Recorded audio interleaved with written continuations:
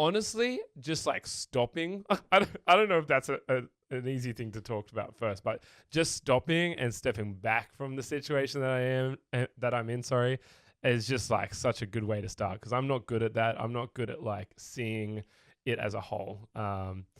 Yeah, I don't know. Does that make sense? Dude, that makes so much sense, because literally one of the things that I thought about when we were approaching this, I was like, okay, what's like one practical tip that I could give to someone on like how to deal with, but this is more specifically for myself, like in the moment of like when you start to feel anxiety. Darkness is happening right now. Yeah. Like I was having a good day, and this moment is really starting to go south. I'm really starting to feel sad. I'm really starting to feel anxiety come on.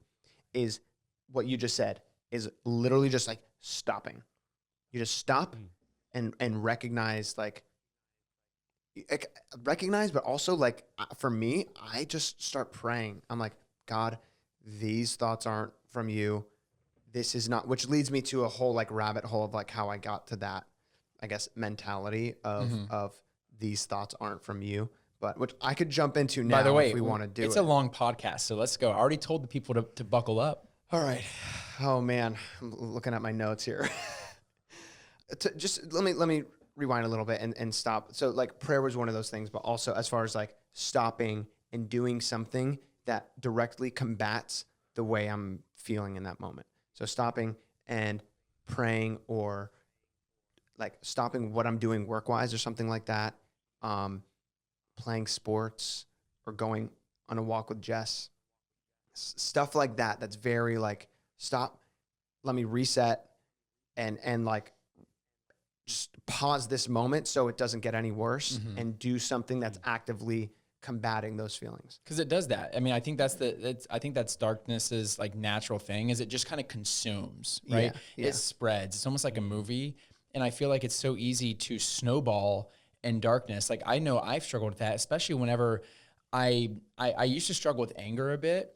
And I noticed that what would happen is I would curse and I would say something. It was almost just more of like a, I guess a cheesy curse word, not like the real heavy ones that kind of hurt your ears when you hear. And then I would take it a step further. And I would say something else. And then I would say something verbally abusive over myself. And I would keep going down the snowball to where now it's like, man, if you saw the anger and the depression that was exuding off of me, you'd be like, man, this guy is really unhealthy. And so it almost sounds like you're just cutting it off right at its neck. Because for me, something that really helped me whenever I was struggling with anger was that I stopped cursing. And because like, oh, shoes. How do you stay angry after saying that, right? I'm being dead serious right now. Like how do you get more angry? Schniz.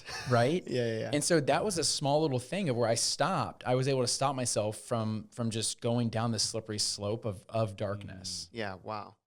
Thank you guys so much for watching this clip. We appreciate it so much. And if you could leave a like and subscribe to the channel, that would help out so much. And if you want to listen to the full podcasts, just head over to the iHeartRadio app, Apple Podcasts, or wherever you get your podcasts.